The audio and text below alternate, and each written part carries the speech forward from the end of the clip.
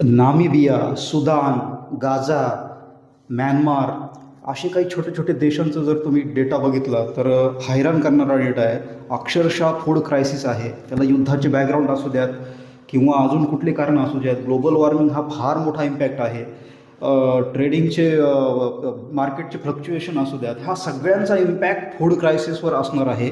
त्याच्यामुळे आपल्याला फार मोठी संधी आहे. आणि US जो आपल्या शेतीमध्ये शिरण्याचा प्रयत्न करतोय, त्याचे पुढचे काय लागेबांधे आहेत, त्याचे काय त्यांनी कॅल्क्युलेशन केलेले आहे, याचं ॲनालिसिस मीडियानं करणं फार गरजेचं आहे.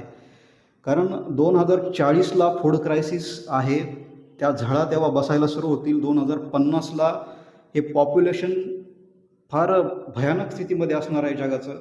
आणि सगळ्या सिच्युएशन्स हाताच्या बाहेर जाण्या अगोदर आर्टिफिशियल इंटेलिजन्सचा वापर शेतीसाठी करणं आणि सगळ्यात महत्त्वाचं त्याचं डिप्लॉयमेंट एज्युकेशन सेक्टरमध्ये त्वरित करणं फार गरजेचं आहे.